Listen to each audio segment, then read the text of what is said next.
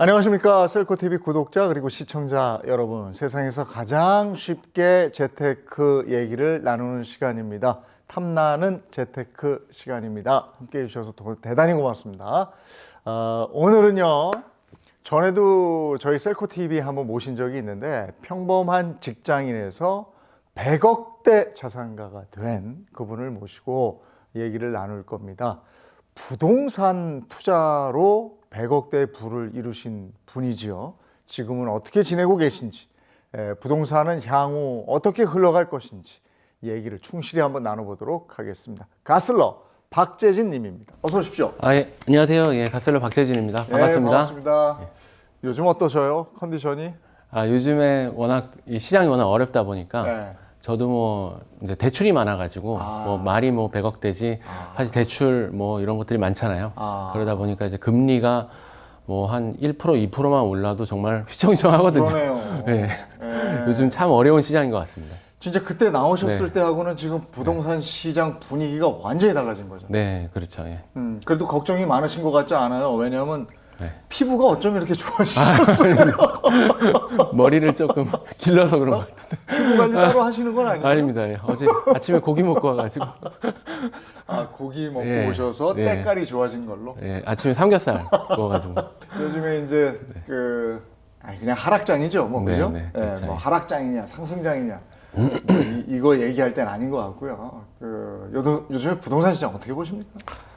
요즘에는 저는 이제 부동산 항상 그 네. 심리라고 이제 생각을 하는데 이제 뭐 금리가 예전에 뭐 1%대 이렇게 뭐 오를 때는 크게 영향을 받지 않다가 이제 금리가 뭐 1%, 2%뭐 지속적으로 계속 올리고 있잖아요. 미국에서도 이제 계속 올리다 보니까 우리도 마찬가지로 이제 따라 올리게 되고 그러다 보니까 이런 것들이 이제 저부터 일단은 소비를 좀 줄이게 되고 아무래도 금리가 올라가면 이걸 좀 어떻게 하면 해칭할 수 있을까? 어떻게 대처를 내가 할 수 있을까?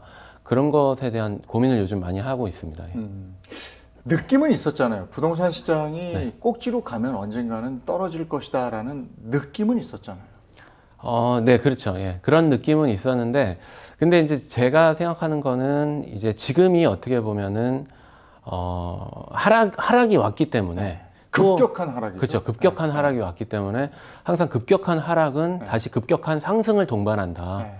이게 어떻게 보면 주식이나 부동산이나 이제 공식처럼 되어 있는 거거든요. 그러다 보니까 지금은 물론 뭐 모두가 이제 매수를 꺼려하고 두려워할 수는 있지만 이 시기만 잘 슬기롭게 넘기면 그러면 다시 또 좋은 시기가 또 올 것이다. 이렇게 저는 보고 있고 그리고 예전을 또 생각을 해보면 저희가 이제 아는 뭐 연예인들도 마찬가지지만 뭐 서장훈 씨라든지 뭐 이런 분들이 있잖아요. IMF 때 그런 위기를 슬기롭게 잘 극복을 했고 그리고 그 슬기롭게 극복을 했다는 말씀이 뭐냐면 이제 그 당시에 이제 급락을 하고 막 매매 물건이 많이 나왔을 때 그 기회를 엿보고 과감하게 매수를 해서 현재는 엄청난 부자가 됐잖아요. 그런 기회가 지금도 도사리고 있을 것이다. 이렇게 저는 생각을 하고 있습니다. 부동산이 이렇게 급격하게 떨어진 이유는 네. 역시 금리 인상에서 찾을 수 있을까요? 심리와 금리 인상 이렇게 되는 겁니까?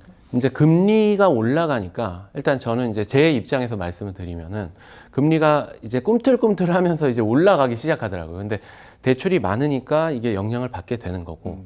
그 다음에 원래 상반기 때는 이제 뭐 전세 시장이 이제 뭐 전월세 임대차 그 계약이 있었잖아요. 그래서 이제 그 만료가 되면서 이제 사람들이 뭐 전세 시장이 뭐 이제 요동을 치면서 올라갈 거라고 생각을 했는데 금리가 워낙 올라가다 보니까 기존에 저리로 이제 전세자금 대출을 받았던 분들조차도 이제는 이렇게 내는 것보다는 내가 전세자금 대출을 해서 내기보다는 차라리 전세자금 대출을 이제 받아서 이거를 전세로 이제 더 큰 돈도 지불할 의향이 있었던 분들이 이거를 이제 월세로 다 내기 시작한단 말이에요. 그러다 보니까 이 집값을 지지해주고 있던 전세 시장이 어느 정도 이제 붕괴가 일어나면서 원래 예를 들어서 한 10억짜리 아파트면 한 70%, 80% 만약에 전세가가 유지가 됐다.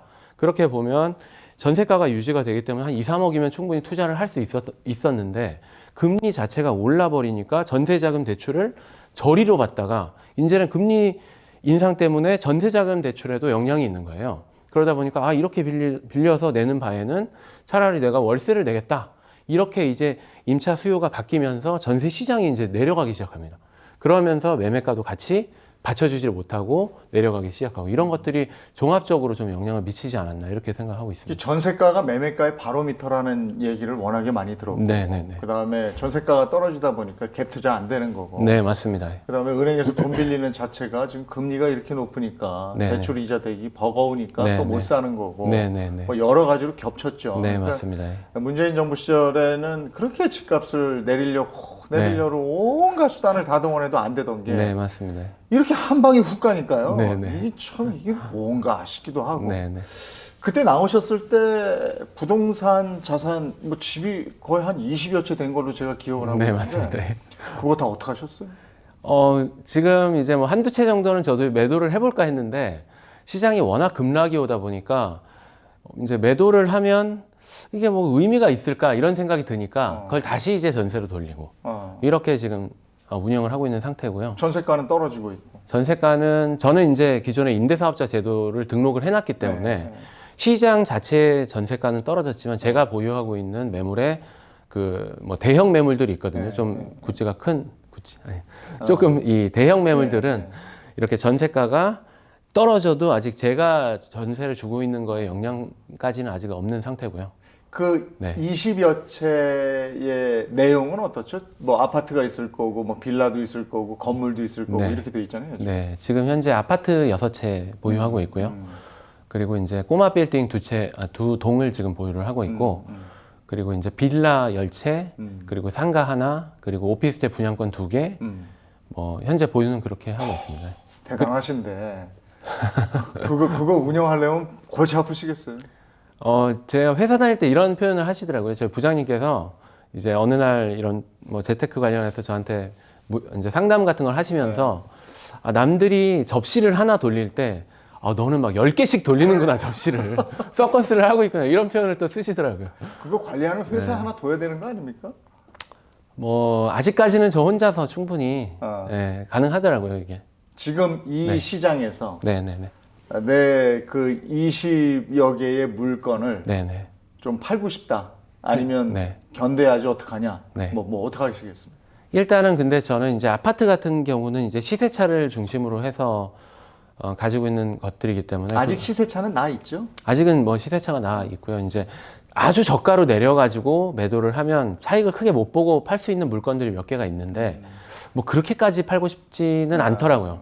그래서 얼마 전에 이제 인천에 있는 저도 이제 마찬가지로 아파트가 6채다 보니까 역전세를 맞기도 했는데 이 역전세를 하면 이제 기존에 살고 계시는 임차인분의 전세가보다 이제 시장의 전세가가 더 떨어진 경우거든요. 그게 한 2천만 원에서 2, 3천만 원 정도 떨어졌는데 이제 어쨌든 신규로 임차인은 이제 구한 상태고요. 돈은 더 내 주머니에서 나가야 되는 그렇죠. 상황인 나주머니에서 거죠. 이제 내드렸고 또 한 채가 마찬가지로 인천에 물량이 워낙 대규모로 들어오다 보니까 내년에 또 한 채가 더 있습니다. 있기는 있는데 이거를 매도를 할지 아니면은 전세를 줄지 고민을 하다가 좀 그래도 나름 시장가보다 훨씬 낮은 가격으로 내놨는데 부동산에 전화가 오더라고요, 저한테. 그러더니 진짜 터무니없는 가격을 딱 더 낮춰서. 이 정도면은 사겠다. 그럼 거의 전세가랑 거의 맞먹는 수준이거든요. 그래서 무슨 소리 하시냐. 그 정도로 팔 생각은 없다. 이렇게 하고 지금 현재는 아직까지 이제 그 정도로 이제 걸어놓은 상태입니다. 그거는 네. 지금 관리하실 때 전세하고 월세 비중은 어떻게 됩니까? 일단 건물은 대부분 이제 전월세로 되어 있거든요. 그래서 오늘도 한 분 들어오시긴 했는데 뭐 보증금 이제 1,000만 원에 뭐 월세 한 4, 50 정도 이렇게 이제 받고 있는데 그런 이제 방이 한 50개 정도가 있고요. 그리고 다른 건물에서도 거기는 이제 전세 중심으로 되어 있는 건물이 따로 있고 나머지 이제 아파트는 대부분이 전세로 되어 있고요. 근데 이제 최근에는 제가 지난번에 제가 한 6개월 전에 이 방송에 나왔던 것 같은데. 그 그쵸? 6개월 네. 사이에 이렇게 된 거예요? 네. 그렇긴 한데 사실은 이제 제가 그때 여기 출연했을 때도 이제 어느 정도 약간 그 조짐이 있었죠. 네, 조짐이 있었고. 6개월 전이니까. 그렇죠. 이제 점점 내려오는 시기이긴 했거든요. 그래서 그때 드렸던 말씀은 이제 많이 이제 시장 가격이 내려오고 매매가와 전세가가 붙으니까 이제 소액으로 투자를 할 수 있는 지역들이 있고 다만 이제 그 당시에는 제가 종합부동산세를 많이 냈기 때문에 그래서 종부세를 피해서 투자를 할 수 있는 방법, 임대사업자 제도라든지 아니면 뭐 건물에 투자를 하거나 상가에 투자 이런 걸 이제 말씀을 드렸었는데 지금 임대 사업자신 거잖아요. 그렇죠. 그래서 이제 매매를 할 때도 좀 자유로운 거예요? 세금에서는? 임대사업자이기 때문에 이제 혜택을 좀 받는 거는 있고요. 종합부동산세를 작년보다는 올해 이제 정부에서 좀 줄여줬거든요. 네. 그래서 저는 좀 혜택을 좀 줄긴 줄었습니까? 작년에 한 6,500만 원 정도 냈는데 저는 1주택자인데 네. 뭐 변함 없던데 그냥. 네. 왜 1주택자는 이렇게 하고 이렇게 많은 분들은 덜어주고 이런 거예요? 이러면 어떡합니까 이거? 근데 올해도 많이 내긴 했습니다. 올해도 이제 합해 보니까 한 4천만 원 정도 종합부동산세만. 아 그래요? 집이 건물까지 20채인데 그 정도면 덜 내는 거 아닙니까? 아, 근데 이제 이런 건 구분을 해서 봐야 되는데 예전 같은 경우에는 이제 문재인 정부 이전에는 이제 뭐 아파트를 투자를 하거나 아니면 뭐 상가를 투자하거나 대체적으로 뭐 종합부동산세가 크지 않았는데 이게 종합부동산세를 많이 늘린 이유는 뭐냐면은 다주택자들이 이제 주택에 투자를 하지 마라. 이게 취지거든요.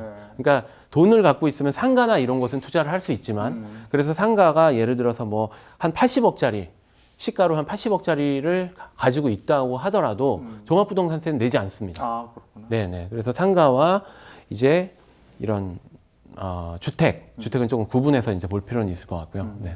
근데 지금 이제 그 많은 분들이 네. 그 집을 사는 시점 얘기할 때 다주택자들이 그 이자 부담이 커져서 또는 세금 부담이 커져서 집을 내놓을 때 줍줍해라. 뭐 이런 얘기도 있는데 그런 물량이 나오겠습니까? 그런 물량은 나오는 것 같긴 하더라고요. 나오기는 하는데 사실은 이 줍줍이라는 단어가 이게 상당히 쉽지가 않은 거거든요. 그러니까 저도 마찬가지로 아까 사실 예시를 들었던 인천에 있는 아파트를 이거를 한 3, 4천을 더 깎으면 진짜 정말 차익이 거의 남지 않는 그 정도 수준, 뭐 조금 남긴 남는데 거의 남지 않는 그런 수준으로 내려가는데 그 정도까지는 또 내리고 싶지는 않은 거죠. 그럼에도 저도 이제 금매로 내놨지만 이걸 그러면 누군가 그걸 보고 바로 보통 그렇게 저렴한 매물은 바로 계약금이 들어오거나 하거든요. 근데 그거를 일반적으로 내가 줍줍을 해야지 이렇게 생각을 하시는 분들은 사실 그거를 바로 이렇게 낚아채기는 쉽지 않다. 다만 이제 그런 것들을 낚아채기 위한 어떤 뭐 노하우랄까 이런 것들은 이제 뭐 평소에 부동산하고 좀 친하게 지낸다든지 아니면 내가 이거를 나 현찰이 그러니까 지금 당장은 없어도 예를 들어서 뭐 잠실에 있는 아파트를 막 사고 싶은 경우가 있잖아요. 그러면 이제 지금 살 돈은 없지만 뭐 몇 억을 마련해서 그 정도 투자를 할 수 있다 이렇게 생각을 해보면 그런 부동산들한테 그런 걸 좀 어필을 하는 거죠. 내일 당장이라도 난 돈을 쏠 수가 있다. 근데 금매라고 이야기를 해서 이제 다주택자들의 매물이 나오는 것은 이제 그 사람들이 진짜 돈도 궁하지만 빨리 그냥 처분하고 이제 잊고 싶어서 그런 거거든요. 그러니까 보통 조건을 뭘로 거냐면은 뭐 3개월 이내 잔금 이런 게 아니고 이번 달까지 돈 다 주세요. 바로 그래. 바로. 아니면은 뭐 그러니까 그런 거를 충족시켜 줄 수 있는 조건을 내가 갖춰 놓으면 충분히 줍줍할 수가 있다. 역시 현찰 보유자들이 승리하는 게임이 돼가는 건데. 네, 약간은 좀 그렇다고 볼 수 있고 다만 이제 뭐 그런 것까지 이제 고려를 해야죠. 내가 이번 급락을 계기로 정말 시장에서 어떤 승자로 살아남고 싶다 그러면 어느 정도 나한테 가용한 금액이 있을 거고 뭐 마이너스 통장 이런 것도 있을 거 아니에요. 그리고 뭐 정 안 되면 부모님, 지인 이렇게 해서 포트폴리오를 빌릴 수 있는 포트폴리오를 다양화해서 미리 해놓고 저 같은 경우도 그렇게 하는 경우 있거든요. 이제 친한 친구한테 이번에 내가 안 쓸 수도 있는데 한 5천에서 한 1억 정도만 빌리자. 그러면 평소에 이제 신용도를 잘 깔아놨기 때문에 그러면 뭐 그렇게 하자. 그렇게 해라. 대신 차용증을 써서 네가 그날 보내라. 그리고 이제 그런 시기가 돈이 필요 없으면 저는 뭐 그냥 넘어가는 거고 그리고 이제 그런 시기가 오면 이제 차용증을 써놓은 걸 이제 보내고 언제까지 갚겠다 하고 이제 인감 찍어가지고 이제 보내거든요. 그렇게 해서 그런 준비까지 해놓으면 그러면 이제 그런 거를 총알은 부족할지언정 내가 이제 들어갈 수 있는 거죠. 그리고 차후에 뭐 회사에서 인센티브가 나오는 걸로 보충을 한다든지 그런 걸 미리 좀 설계를 해놓으면 이번 시기에 좀 들어가기 쉽죠. 그런 타이밍은 올 것이다. 네, 지금 이미 왔다고 저는 생각을 하고요. 급격한 하락으로 그 시기가 좀 빨리 당겨진 것으로 본다. 네, 그리고 이제 뭐 최근에 뭐 주목했던 곳이 이제 뭐 그 잠실이라든지 저는 이제 송도 쪽에 아이를 이제 국제학교를 지금 보내고 있는데 그래서 이제 역시 많이 버셨군요. 국제학교 비싸다던데.